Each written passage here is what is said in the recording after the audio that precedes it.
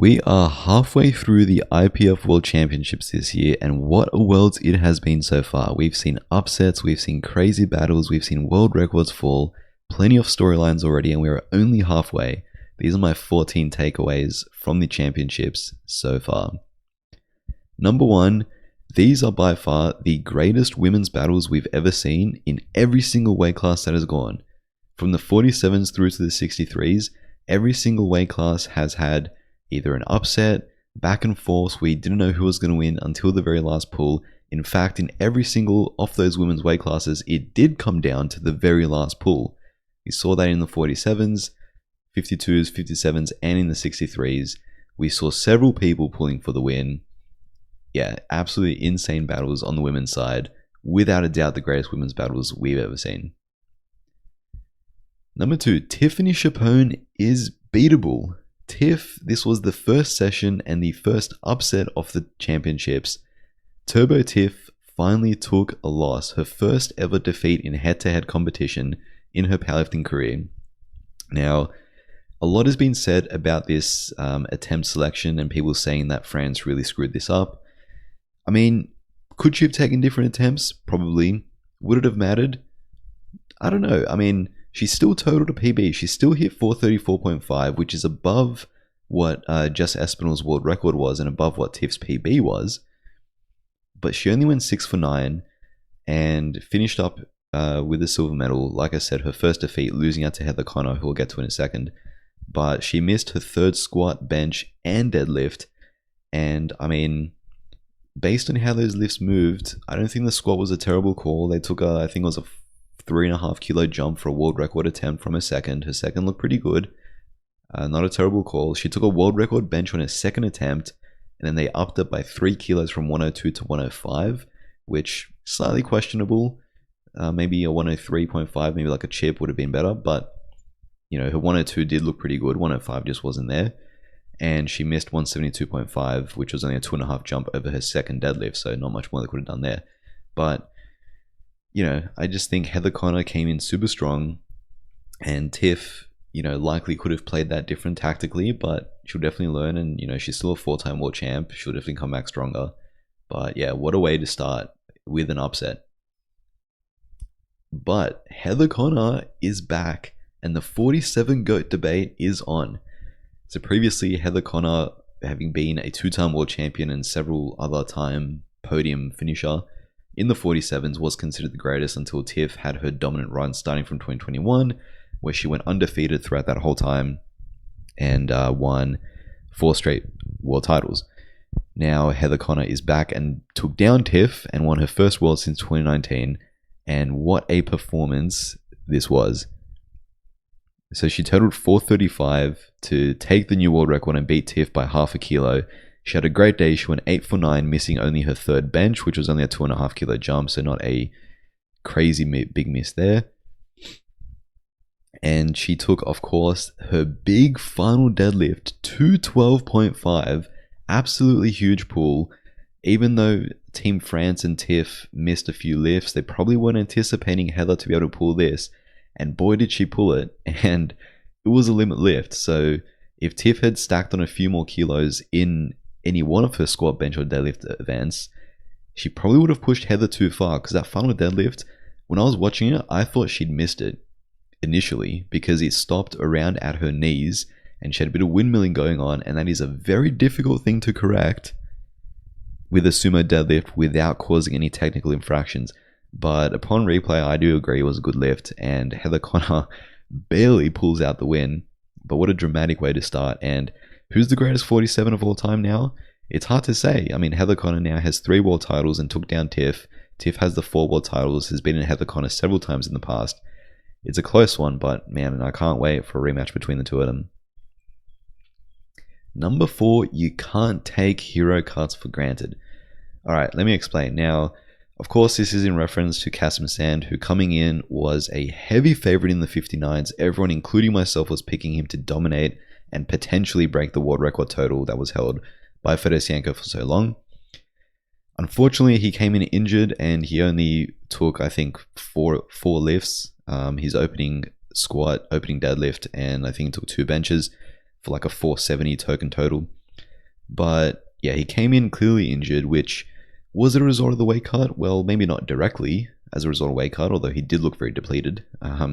But I think it would be stupid to think that the weight cut did not play into his injury at all. So it's definitely a factor. Now, what I mean by you can't take hero cuts for granted is we're in an era of powerlifting where a lot of classes are getting uber competitive and a lot of people are dropping down weight classes, and it's almost like taken for granted that, oh, this is just something people are going to do and they're going to pull off because it's almost like so easy to do, right? Like that's what people think, even though it's not. I remember when Kjell won Sheffield at 66s, there was some people who were going around saying, this isn't that impressive because he just totaled less than what he had before. He just cut a whole bunch of body weight. It's like, yes, he totaled less, but he did it at a weight class that is 8 kilos below. So, you can't just expect people to cut and retain strength and just brush it under the rug as, oh yeah, that's just something that they do. No, that deserves respect because that is not a easy thing to do at all. And Asein demonstrates that perfectly. I think it's good to, well, obviously not good for Asein, and I don't wish for him to be injured or perform poorly. Obviously, I want to see him do his best and push towards a 700 total at 59. But in some ways, it is good to see a failed attempt at someone cutting down a weight class because it puts into perspective all the successful ones we've seen before in the past, especially recently. So you had Evie Corrigan 2023 Sheffield, Agatha Shitko 2024 Sheffield, Kjell did it for Sheffield this year, and those were all successful attempts. And some people aren't fans of this. I don't know why. It's a natural evolution in a weight class sport for people to start cutting more weight and filling out weight classes more efficiently, but it is by no means a certain thing. So if anything, this quote-unquote failure from Asein puts into perspective what all these other athletes have been able to do prior to him, and yeah, should make those naysayers respect these performances just a little bit more, because yeah, if Asein, a former world champ, can have this happen to him, then it can happen to anyone. So it is far from a foregone conclusion when someone cuts down a weight class that they're going to win. So put some respect on the hero cuts is what I'm saying. Alright, number 5. Ivan Campano Diaz is the strongest 59 in the world. Now, who saw this coming? I definitely didn't. So Ivan Campano Diaz ended up winning with a 637.5 total on a perfect 9 for 9 day.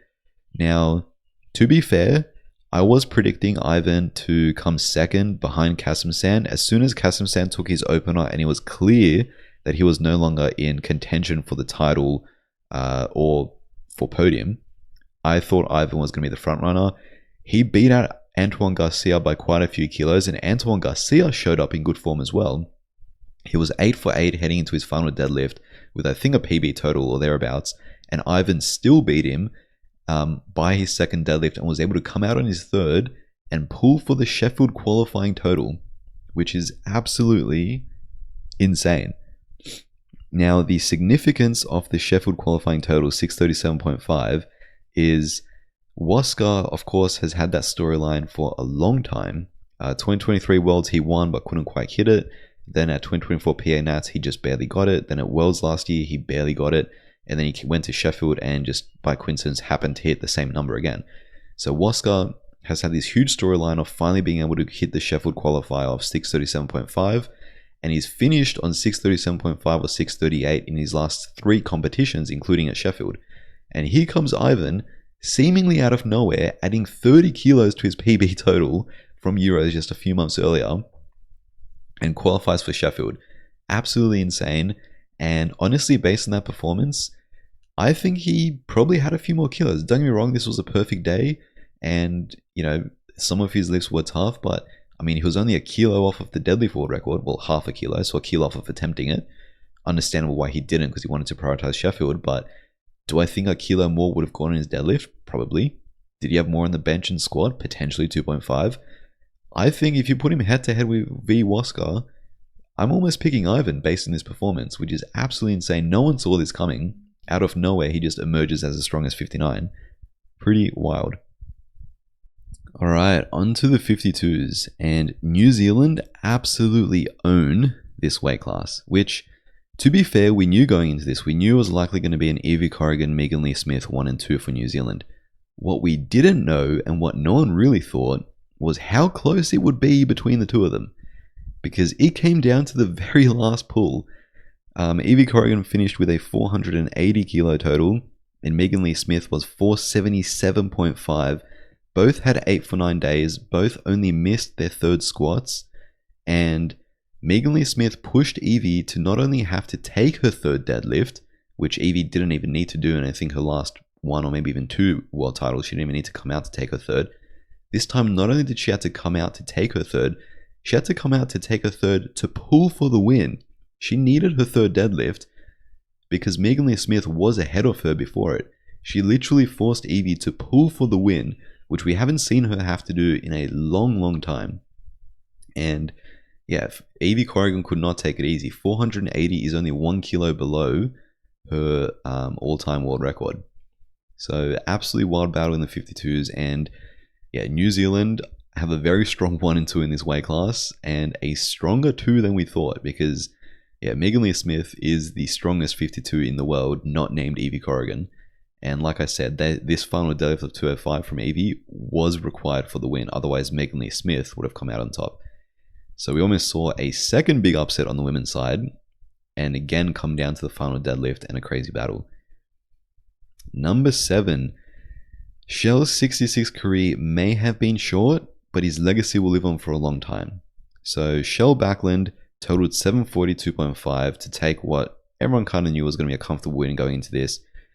What a lot of people may not know yet is he recently announced, straight after his performance, that he is done with the 66s. I'm not going to quote him exactly because I don't want to get flagged for profanity, but he was very adamant he's done with his weight class. And I mean, you can't blame him. He came out on top. He won a world title, his second world title, his first one since 2017 on the classic side, which is crazy. 8 years between world titles has to be a record for the Raw men's side. 8 years since he beat Taylor Howard to win the 74s. He now picked up a second world title in a second weight class. And yeah, he's done with the 66s. You can't fault him for it, honestly. I mean, he had a pretty good day. He went 8 for 9. He only missed his third bench press. And he finished 42.5 kilos ahead of Avery Jackson, who was in second place with 700. And Santos third for podium, like I correctly predicted. One of my rare correct predictions so far this championships.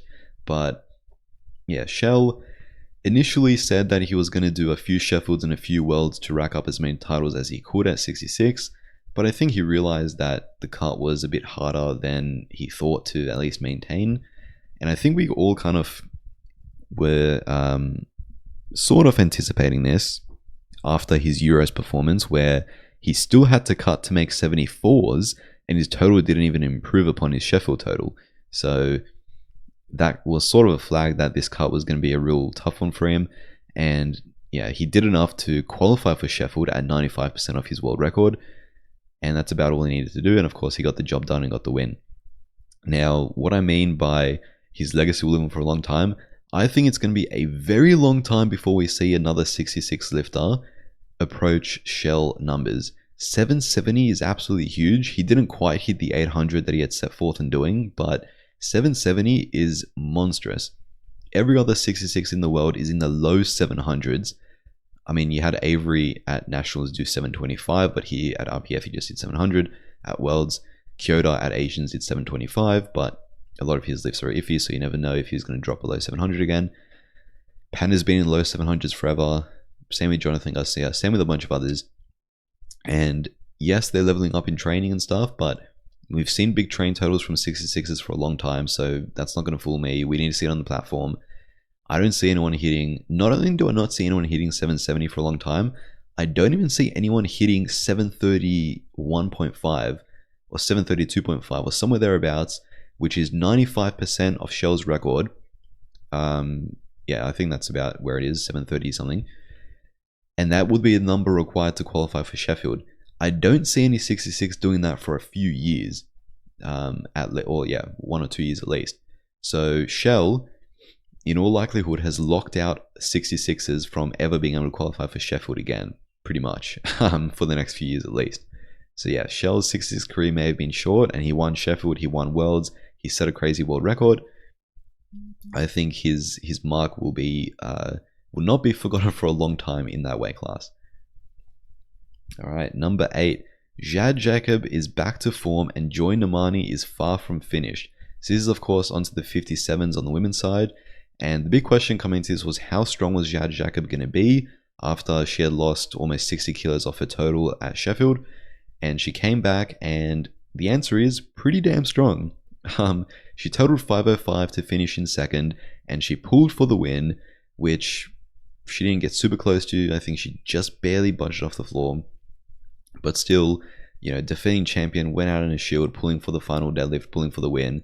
And she is back with a 500 plus total and she is back in contention with the top 57s in the world, which is great to see. Another lifter back in contention is Joy Nnamani, who is a 4-time world champion, twice in this weight class, last of which was in 2022. And she also is not done yet. She is, a real OG lifter from back in the day. I think she was winning worlds from 2018, I think was her first title, somewhere around there. And she is still very much one of the best in the world. She also totaled 505. She finished third. She could have pretty easily pulled for second place. However, she decided to come out and pull for the win, like the true champion she is, wanting to go for a 5th world title, and she came close with this. She got to just her knees, just slightly above, knees lock, and couldn't quite finish. But that was a mighty close deadlift. And that would have given her a world record deadlift and a world record total to take her 5th world championships, which would have been crazy. So yeah, Jade and Joy are definitely up there and cannot be counted out in any future 57 discussions. However, Sara Naldi emerges as the strongest 57, but not by much. So Sara Naldi is another athlete who did the hero cut coming down from the 63s. And as I said, when I talk about Kasim Sand, you can't take that for granted because it's not an easy thing to do, even though some make it look easy. And Sara Naldi, a lot of people, myself included, thought that she would win potentially pretty comfortably. She did win, but it was not comfortable. She totaled 520, which is above the world record. She came out and she missed her final deadlift, which would have been to put a few more kilos on her total. And it turned out that she very well could have needed that, because as we saw, Joy came very close to pulling for the win. As it turned out, she didn't need her final deadlift because Joy missed anyway, but it came very close, which I was not necessarily anticipating for a 520 to still be potentially caught by someone. But Sara Naldi did assert herself as the strongest 57 in the world and did complete another successful hero cut. So yeah, what a crazy podium fight that was. And I would love to see a rematch between any two of these three, or potentially even the whole three. So we'll see how Sheffield shakes up and who gets wildcards, who doesn't. But yeah, this was a crazy battle, as all the female ones were, as I mentioned. Number 10. Austin Perkins is still the pound-for-pound king and potentially back to Sheffield favourite. Now talk about a statement-making performance. Perk only came out for 5 attempts, 2 on the squat, 2 on the bench, and only 1 on the deadlift. He passed on his 3rd squat, 3rd bench, and his last 2 deadlifts. And he still totaled 842.5. So only half a kilo under his world record on 5 attempts. That is about as statement-making performance as you can get. He is going to win Best Lifter. I'm pretty sure his GL points is slightly above that of Joe Borenstein's in the 83s, who I'll talk about soon. And I don't think anyone in the higher weight classes is going to be able to catch that. So Best Lifter again, and only on 5 attempts. All his lifts look sub-maximal. He looked like he had more left in all of them. Yeah, absolutely crazy performance. And I know some people aren't the biggest fans of, having to people sandbagging at Worlds to save it for Sheffield. I personally have no issue with that at all. In some ways, this is almost more impressive than if someone, goes full send. To see someone cruise to within half a kilo of an already ridiculous world record that he owns himself, only taking 5 attempts, that is something special we've never seen before. And yeah, I have no issues with him doing that at all. So yeah, Austin Perkins, I mean, even if he wasn't technically best lifter and Joe Borenstein beat him by a few, fractions of a GL point, the fact that Perk did it so easy and Joe pushed himself all the way, yeah, I would still argue Perk was a pound for pound king regardless of how that turned out. But yeah, still very much on top of the sport. And back to Sheffield favourite.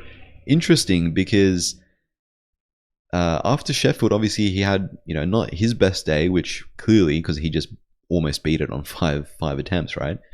But people, sort of discounted him after that because the world record was already high enough at 8:43 that it would eat into a lot of Sheffield advantage he had.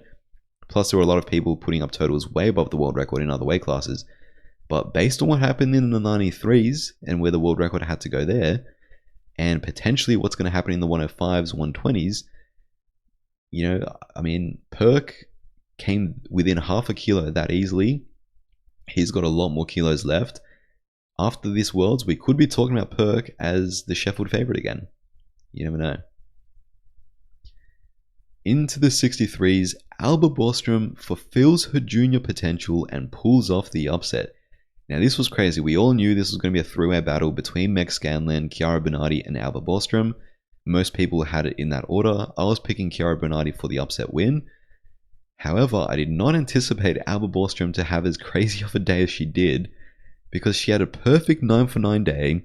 She totaled 565, taken the world record, taken the win, and an insanely impressive performance. Of course, we all know last year she had that crazy Junior Worlds performance where she totaled something like 550, whatever it was. And she absolutely destroyed everyone in Junior Worlds, including people in the weight classes above her. Didn't have her best Sheffield performance, but at Worlds, boy did she live up to that, and then some. 565 to win. I didn't see that coming from her, I'll be honest. And she beat out Chiara and Meg, who were on podium. Chiara Bernardi finished on 560. Her early squat misses ended up being costly. She only progressed with her opening squat and missed a 10 kilo jump on a second and third. And that probably was what made the difference, because Chiara still came out and pulled for the win after Alba's last pull, but it was too much on the day. Her second was already a grind, and I didn't think she was going to get that third, and she didn't. And then Meg Scanlon was 545 and also came out to pull for the win, but didn't quite get it. But another weight class on the women's side where we see them pull for the win. Like I said, every single women's weight class came down to the final deadlift. That's pretty much never happened before from what I can remember. So pretty crazy Worlds, and we're only halfway through it, can you believe it? But yeah, Meg Scanlon also had some misses on her third squat and on her opening bench that she didn't have to retake, and also her opening deadlift, so she went up anyway and hit on her second to secure podium, which was risky. But she also went out on her shield, being the defending champion, and pulled for the win, but it was too much on the day, and Alba came out on top, and she just looked the strongest one out there. She still looked like she had more kilos left on some or maybe even all of her lifts.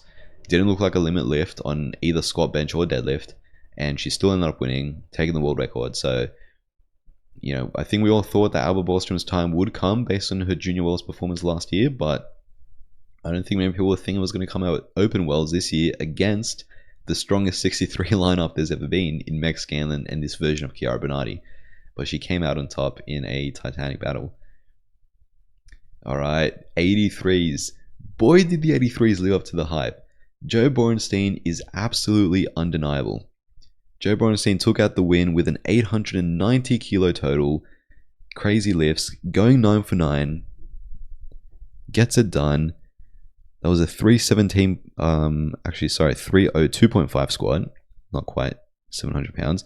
A 215 bench within a few kilos of the open world record. And 372.5 kilo pull. Absolutely crazy lifts. All his lifts looked close to the limit, especially that bench and deadlift was probably the most he had on that day. His attempt selection was spot on, and his coaching and handling team did a great job in putting the kilos that he had on the day and squeezing every kilo they could out of him, because they needed it, because this was a close battle. But yeah, a lot of people were saying, Joe B wouldn't hit over 860. What did he do? He went and he hit 865. Then people were saying, oh, he's not going to hit 900. What did he do? He went out and he hit 900 against the strongest 83 lineup ever at PNATs. Then people said he couldn't do it internationally. What did he do? He did it internationally. You cannot doubt this guy anymore. He is now the IPF world record holder officially, to go alongside with his overall 900 kilo total world record. And he is a well-deserved world champion. And He needed those kilos because the other A3s were strong. Durance and Ade, I'll get to Ade in a second, but Durance also came in looking pretty damn strong. He only on the day ended up hitting 857.5, going 7 for 9. He ended up coming second. He missed his third squat and third bench on technicalities. I think it was depth on his squat, and I can't quite remember what the bench was, but I think it was his butt coming off. But if he had got those were two 7.5 kilo jumps, I believe. So that would have been an extra 15 kilos he came very close to getting, which would have put him in the 870s above the IPF world record. So Durance is still very much up there in contention, and he's capable of 870s. And still put together a solid performance. He got all his deadlifts in. Unfortunate on his second squat and bench that he couldn't quite get those done without infractions, but still showed up very strong and hit a PB total, and is still not one to be forgotten, as he constantly reminds us that he's still very much in contention with these young guys. And Ade, how coming into this, also I just realized this is another one where I predicted correctly. I thought Durance would pull ahead of Ade on his final pull, Ade would pull for the win and miss, and the order would be Joe B, Durance, and Ade. So I actually predicted that perfectly. So low-key happy with that. Again, one of my rare predictions that actually came true here. But coming into this, most people thought this was Joe B versus Ade. And everyone thought that Ade's top-end strength was well beyond the 861 he hit at Western Euros last year. Boy, were we correct. Ade is as strong as we thought, but man, he needs to fix that grip on deadlifts. So Ade was having an awesome day. Him and Joe B were not missing any lifts. He got through squat and bench, 3 for 3. I believe he hit PBs on both. Got his opening deadlift. On his second attempt, which I think was 360 something, he had a bit of almost like a speed wobble at the top, or a bit of up down, which sometimes happens with sumo right at lockout. So it wasn't a strength miss, it was a technical thing. But they decided to go up anyway on his third and go all in for the win, which I think was a good call. So he attempted 385, this pull here, which would have given him first place. And that's how close he came. And you can see the frustration there. And honestly, that grip needs to change, man. Because every time I see Ade pull a deadlift, his strength is ridiculous. But I see him fingertipping that bar, and I just cringe to myself expecting it to come out of his hands at any moment. That is how close he came to locking out 385 and taking the win over Joe B. And that is why people were saying that Ade, his strength is up there with Joe B's strength. And Joe Borenstein needed a perfect 9 for 9 day that he had. He needed to squeeze every kilos out of himself that he could, like he did, because if he wouldn't, a 2.5 kilos could have been the difference there between Ade locking this out versus getting it just shy of lockout and losing it on grip. But yeah, the way that Ade sets his grip, it's always in the fingertips, and the way he felt this lift, I think it was his right hand actually that opened up and lost grip here. The strength was there. You're telling me that if he's not holding onto that barbell, he's not locking that out? Or sorry, if he is holding onto that barbell, he's not locking that out? I think he is. I mean, he's damn near locked out there already. Honestly, when he loaded that 385, I thought he was going to get it, because I remember at Sheffield, he pulled 380.5, lightning quick, stood up with it, lost balance / lost grip at lockout. This 385, I knew he had in him. My question was just the grip, and as he was moving, I could see the fingertips set up, and I'm like, grip the bar, son. Just grip the bar. But obviously, it's worked for him up until now, but I think, just like at Sheffield, I think he needs to fix that. He needs to set a stronger, better grip, because it might work for his training loads, which are still obviously pretty significant, but you can't hold on to 385 kilos with just your fingertips. You just can't do it. So that is how close Ade came, and people were right in thinking that he was capable of 900, because that almost gave him a 890. He ended up totaling, what did he total? He totaled 842.5, which obviously is far below that, because he took a big jump from his opening to his second deadlift, which he missed, and then an even bigger jump to his third. Obviously, he was pulling for the win, so he didn't really care where he ended up, and that's what allowed Durance to catch him and take second place.